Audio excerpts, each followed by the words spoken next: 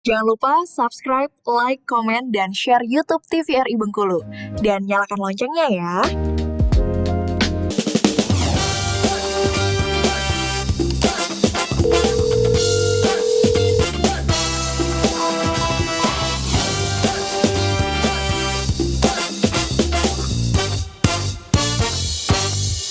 Baik, kembali di Dokter Kita TVRI Bengkulu pemirsa, dan kita masih membahas tentang cegah stunting dengan nasi bersama dengan Agung dan juga Dokter Wenti. Boleh silakan kita lanjut lagi dengan penjelasan slide ya. Posisinya seperti apa, kemudian dukungan keluarga juga penting banget ternyata ya dokter ya.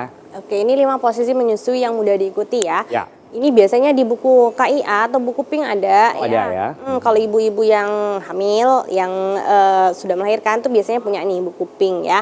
Dan namanya cradle position seperti ini ya. Jadi kepala bayinya di lengan ya.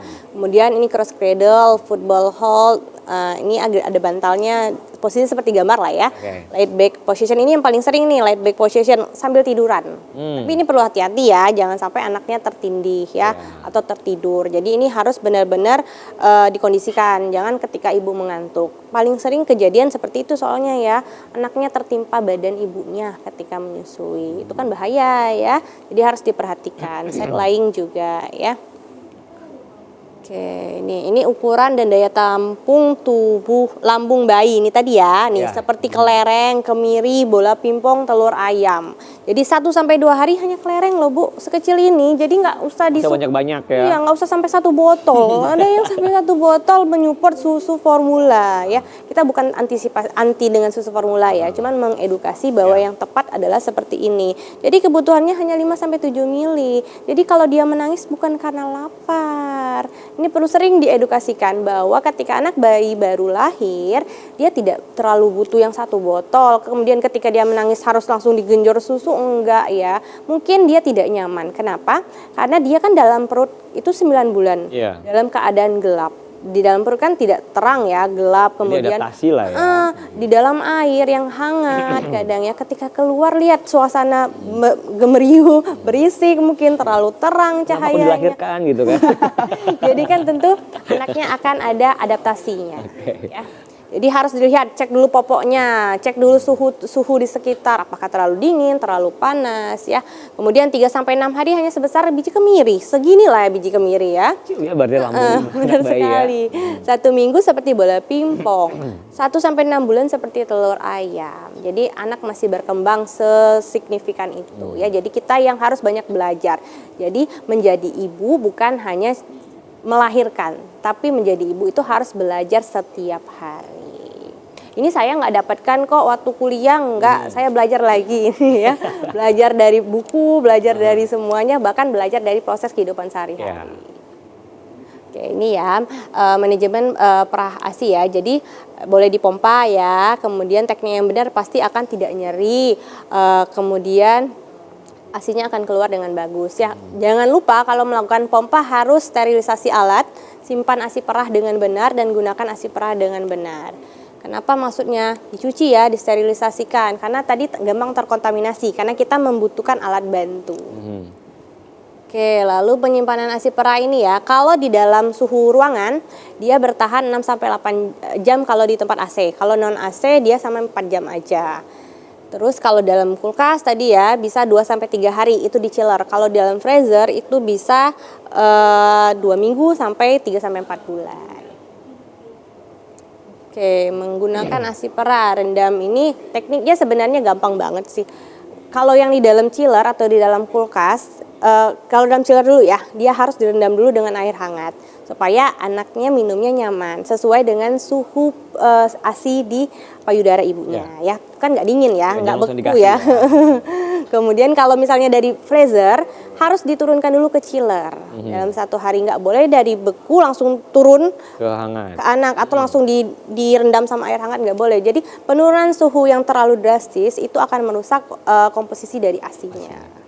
Ya, jangan direbus ASINya juga, suhu terlalu panas juga nggak boleh ya. Jangan menyimpan kembali ASI perah yang sudah dihangatkan, jadi harus diminum, dihabiskan. Jadi kalau misalnya nggak habis, ya itu nggak usah nggak usah disimpan lagi. Kalau di suhu ruang 6-8 jam tadi ya, kalau lebih dari itu harus dibuang. Oke, tidak ada alasan untuk tidak menyusui eksklusif. Menyusui tidak mengurangi keindahan payudara wanita. Semangat mengasihi untuk wanita pejuang ASI eksklusif. Wede. Jadi ASI sangat penting. Ya, oke, kita bahas stunting sama Kak Oke, Agung. baik. Sebelum kita ke stunting, ada pertanyaan dulu nih dokter ya kan. Tadi mengenai ASI. Nah kalau ASI ini sendiri kan ada yang dipompa, ada yang diberikan sendiri. Nah kalau pompa ini sendiri itu memang harus dipompa atau pilihannya itu langsung dikasih menyusui oleh anaknya gitu maksudnya? Jadi kalau untuk pumping ini dia ada dua versi biasanya. Pada work mom yang ibu pekerja kan tidak bisa langsung mengasihi karena dia harus bekerja, maka dia simpan stoknya dengan cara dipumping untuk stok. Atau ibu yang tadi ada kesulitan dalam perlakatan, mungkin secara langsung dia emosionalnya agak terganggu, jadi akhirnya dilakukan perah atau pumping. Jadi itu durasinya mirip dengan menyusui secara langsung, cuman mekanismenya yang beda. Oke. Yang satu mungkin langsung dari ibu anak ke ibu, tapi yang satu lagi harus pakai alat. Oke, baik. Kalau gitu lanjut kita silakan ke Agung untuk penjelasan tentang stuntingnya ini sekarang ya. Boleh. Baik. Baik Bang, kita lanjut ya. Tadi mengenai ASI, sekarang kita fokusnya ke stunting. Nah, apa sih stunting? Stunting ini adalah gangguan pertumbuhan dan perkembangan anak akibat kekurangan gizi kronis dan infeksi yang secara berulang. Jadi infeksi ini bukan hanya sekali, artinya infeksinya secara berulang yang ditandai dengan panjang atau tinggi badannya yang berada di bawah standar dari Permenkes gitu. Oke, kita lanjut. Nah ini standar tumbuh kembang fisik anak normal sesuai usianya yang berdasarkan standar yang disarankan Badan Kesehatan Dunia atau WHO.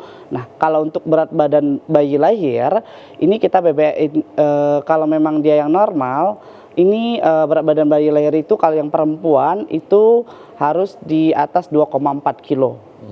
Ya, kalau yang untuk laki-lakinya itu harus di atas 2,5 kilo Bang. Jadi kalau memang di bawah standar, misalnya anak laki-lakinya lahir di bawah 2,5 kilo, misalnya 2,4 kilo atau 2 kilo itu termasuk BPLR. Oke. Ya, temuan dari kita, misalnya kita di puskesmas itu termasuk catatan kita bahwasannya terdapat di wilayah tersebut ada yang bayinya di bawah normal gitu.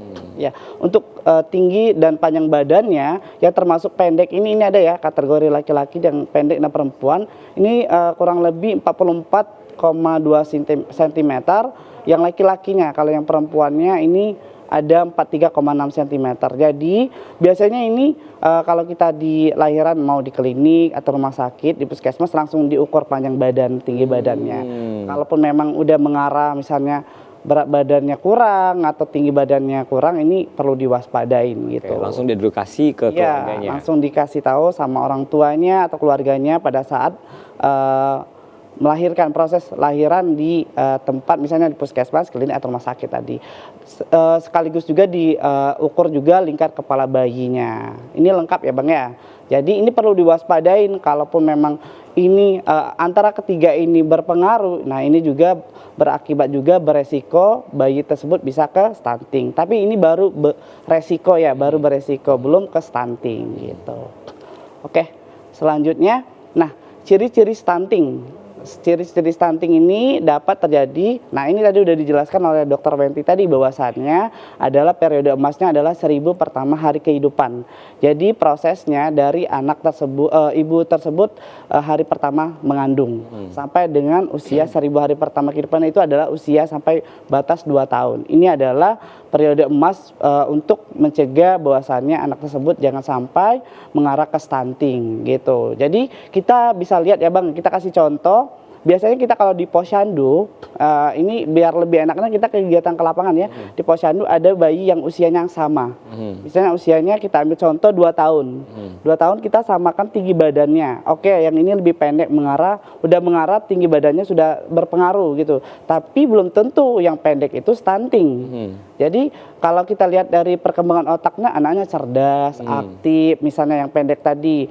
Justru yang tinggi tadi misalnya anaknya lamban. Jadi tergantung anaknya. Tapi yang perlu kita waspadain, kalau anaknya yang usia yang sama, dia tinggi badannya udah berbeda, terus kerja tumbuh kembang otaknya juga lamban, pada saat dia aktifnya kurang anaknya, misalnya anaknya nggak banyak ngomong, misal salah satu contohnya. Terus kalau diajak untuk interaksi ke teman-temannya juga lamban, nah itu perlu diwaspadain juga. Jadi oke. Oke, sebelum dilanjutkan Gung, kita mau iklan dulu ya. Oke, baik. Baik, untuk pemirsa di rumah, jangan kemana-mana, kita akan kembali setelah jeda berikut. Tetap bersama kami di Dokter Gita TVRI Bengkulu, bersama Kita Sehat.